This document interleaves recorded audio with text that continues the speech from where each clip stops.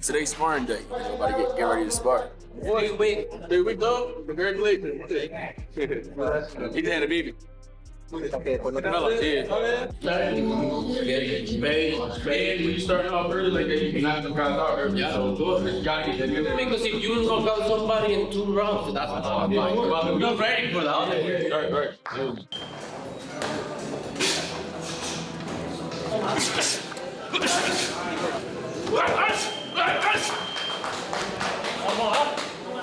You know, it's fun, sparring Canelo. Trying to pick his brain. He got like 70 fights in. Turned pro at 15. So I was picking his brain, having fun, and sharpening my tools, That's about it, Yep.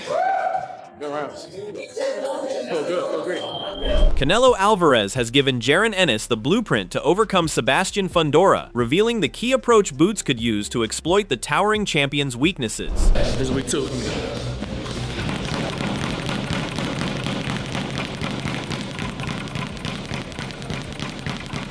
Ennis remains locked in during camp, fine-tuning his movement, timing, and overall sharpness. The focus is on refining every detail as he prepares for whatever challenge comes next.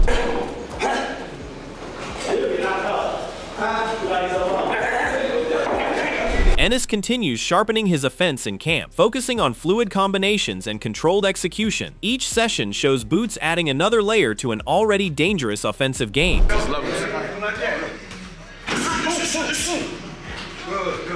Boots can adapt to any style, any situation, you know what I mean? As camp progresses, Ennis is putting his combinations together with greater sharpness, control, and fluidity. The work reflects a fighter steadily refining his offense and building toward peak form. Over and under with that same hand, right there. Yeah, turn it. Turn your hip with it. Do it again. Go take that hip with it.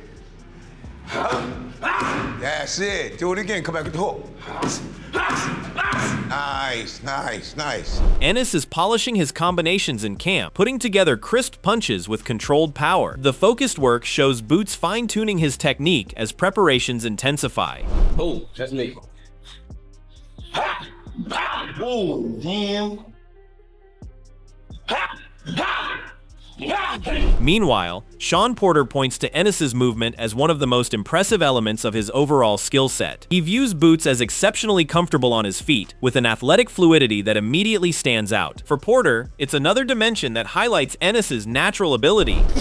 Oh, that dude, his feet are just amazing, bruh. You got great feet, so. Yeah, but I mean, I'm looking, my stuff was different. He literally can just kind of dance and flow. It's really special to see his feet, the way he moves. Roy Jones Jr. sees Ennis as a rare blend of technical skill and offensive instinct. He's particularly impressed by Boots' willingness to take calculated risks rather than fight cautiously. For Jones, that mentality is another quality that separates Ennis from many fighters today. It's hard sometimes because there's so much going on, and I appreciate Boots because he throws punches in bunches. He throws power shots. He wants to knock you out. He knows how to mix it up. He knows how to change speed on what he want to get you with. This is a different level of boxing. Most of these guys nowadays, they're not doing that. They're just playing safety. They jab, picking and getting out. So, and that's cool, but I appreciate the guy that's willing to go out there and take that risk. Looking at the matchup differently, Timothy Bradley sees Fundora as a unique challenge for Ennis. He points to Fundora's physical dimensions and awkward style as factors that could complicate the matchup. Those advantages could make it harder for Ennis to settle into his usual rhythm. For Bradley, that creates an intriguing tactical test if they eventually meet. Now moving on to a guy that I feel that could give Boots a run from his money. He could. And I only say that because of his attributes. Not because of his boxing skills. It's because of his attributes. That's why. This guy has, and it's Sebastian Fundora. You guys know who he is. He's a southpaw too, right? He has range, he has volume, he has punching power as well, okay? He knows how to keep his distance. He's difficult. I know he's been knocked out before. I know that. But you gotta go through a dang rain of fire to be able to get close to this guy. Teddy Atlas also recognizes that Fundora presents a demanding stylistic puzzle because of the pace he brings to his fights. His ability to stay active and consistently occupy opponents with his lead hand can disrupt rhythm and limit comfortable exchanges. That could force Ennis to remain disciplined throughout the fight. I mean, he's learning how to fight tall a little bit better. He is, a little better. But still, he is coming after you behind that jab. He doesn't stop. I don't know what his punch numbers are. They got to go through the roof. As soon as I think he jabs in his sleep. I think that he's, like, if you went in and you peeked in on him when he's sleeping like this. With that southpaw jab. The jab, he's coming out of the locker room. I think when he's eating dinner. He never stops. He don't leave you alone. At the same time, Timothy Bradley sees Ennis bringing his own set of answers to the problems Fundora presents. He views Ennis as the more dynamic operator, capable of changing the complexion of the fight once he finds his opening. That versatility gives him several ways to approach such an unconventional opponent. Boots has the style that I believe that can give him fits because of his elusiveness. And Boots is quick on the trigger. He's not as long as this guy, but he's not, he got about 74. This other, Fundora has about 80-inch reach. But he has a quick first step. He throws combinations. He is a risk taker. He's a hell of a body puncher. He has a large toolbox, I think, that can give a guy like Fundora issues. Robert Garcia added his own weight to the matchup by confirming Ortiz is already deep in camp, with a November return locked in as the target regardless of what happens with Ennis. He shut down any talk of a tune-up outright and turned his attention to Boots lined up with Josh Kelly, calling it a move that would only look good because Kelly's coming off an injury. We're pushing for the Golden Boy and Rick Morrigan, and I know myself and Vergil's in camp already. Vergil's in Riverside. His dad, Vergil himself, we want to fight Boots. We want that fight to happen. Hearing from Eddie that Boots might want to unify against Josh Kelly. Yeah. Well, if you do that, that's taking advantage of a fighter that's injured, that's hurt. You see that cut? Yeah. That cut is like an inch deep. Yeah. That cut is big. If you bring somebody like that to a November fight, you're taking advantage of that. From there, he pressed the point further, arguing that a Kelly fight simply doesn't carry the same value or meaning that an Ortiz fight would. If Ennis really believes he's the best in the division, Garcia questioned why he'd sidestep the one matchup built to prove it. To him, ducking that fight would speak louder than any interview answer could. We have somebody like Vergil who's asking for it. So November's a perfect date. He had a great to come back against Boots or to get a tune-up and then Boots? No, we don't need a tune-up. Right. We want to go straight into Boots. We want straight into Boots. If Boots decides to fight Kelly and take advantage of Kelly being cut and everything, then that's kind of showing me that you really don't want to fight Vergil.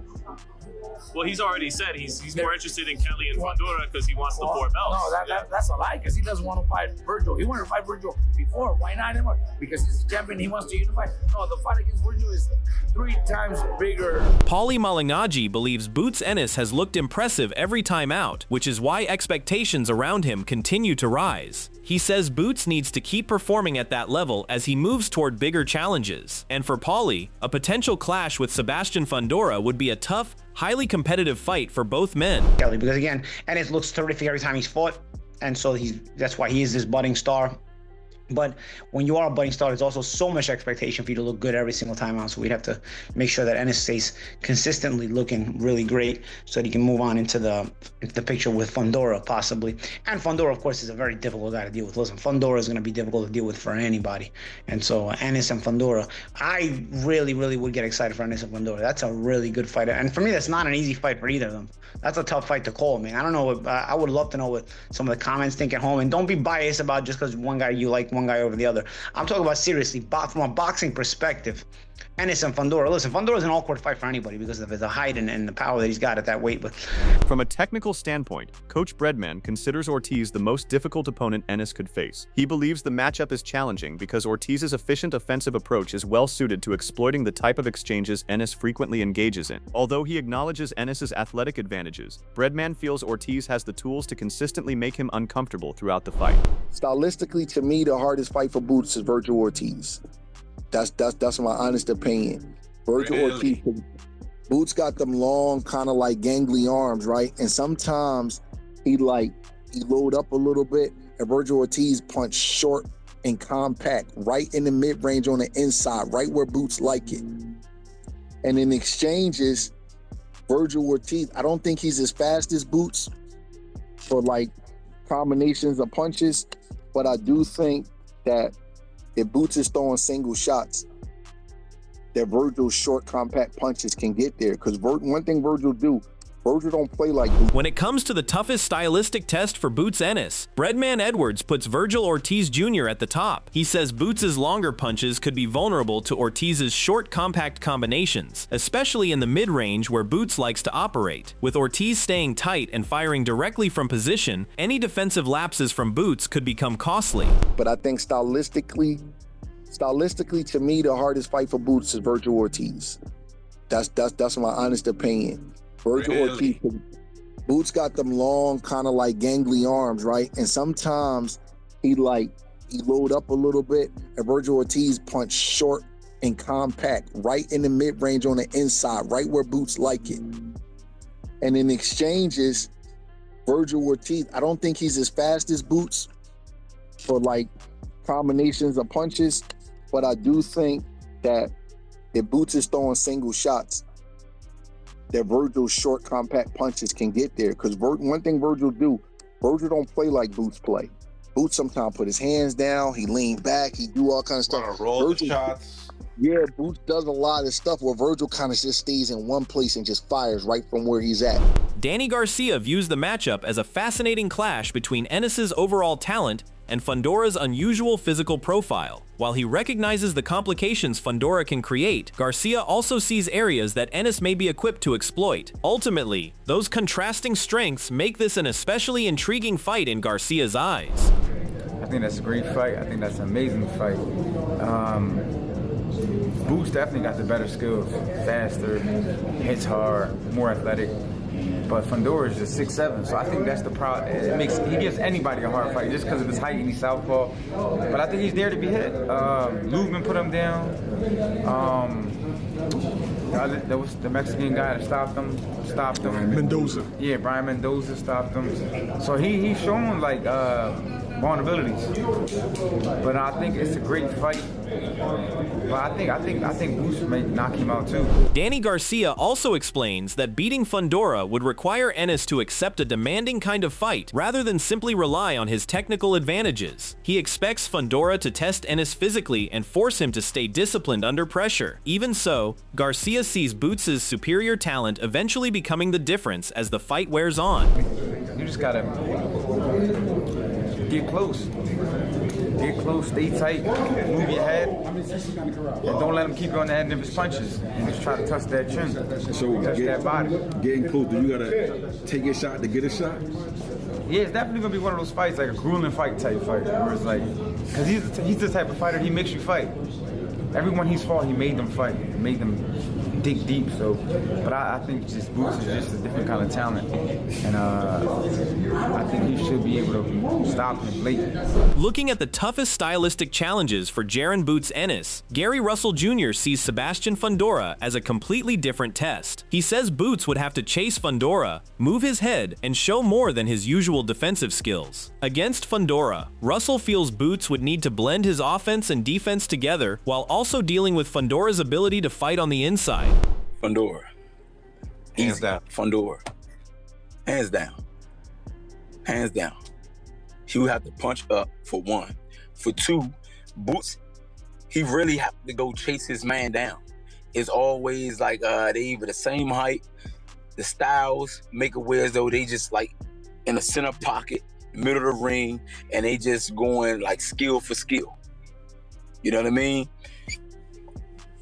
With this 7'8" tall guy, he like 7'8".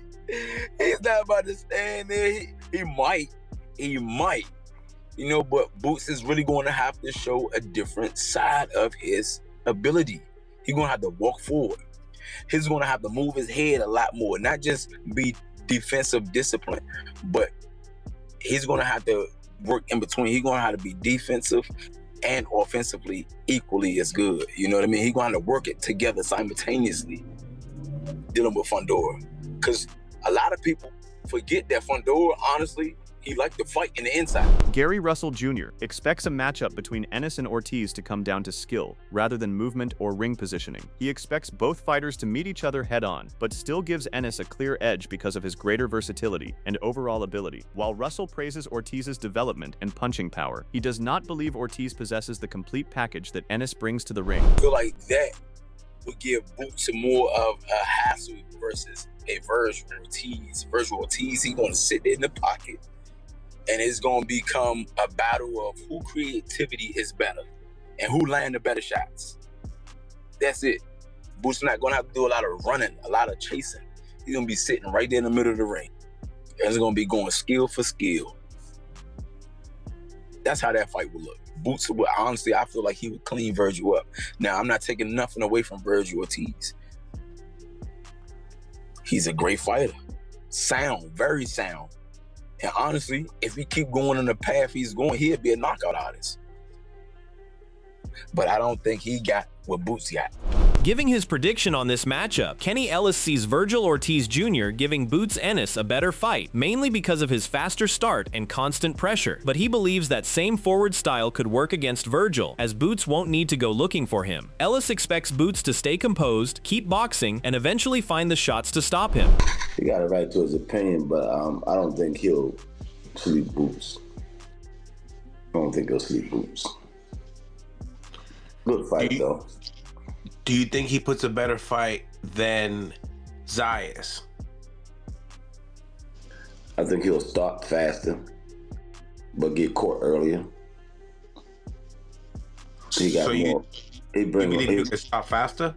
He bring more pressure than Xander. You know what I'm saying? Right. I don't know if he's gonna stop faster, but I think he'll get stopped. Boots don't have to look for him. He's going to be right there for Boots. Seeing what could decide a fight between Jaron Boots Ennis and Sebastian Fundora, Edgar Berlanga is leaning toward Boots. He points to Jaron's ring IQ and strong training foundation as major advantages, while reminding that Fundora has been hurt and stopped before. For Berlanga, Fundora's biggest advantage is his height, but he's still human and can be beaten. It's going to be tough. You know, but I'm really siding with Jaron, you know what I'm saying? I really truly believe that, you know, his IQ, and he has a great, you know, his father's a great trainer. You know, he's got to stay locked in on that guy. You know, Fundora already got knocked out. You know what I'm saying? He already hit the canvas bad, so, you know, and he got hurt with Lubin, you know what I mean? So it's not like this dude's a robot or he's a creature from out of this world. You know, he's a human being. He bleeds the way we bleed. You know, all he has is just height.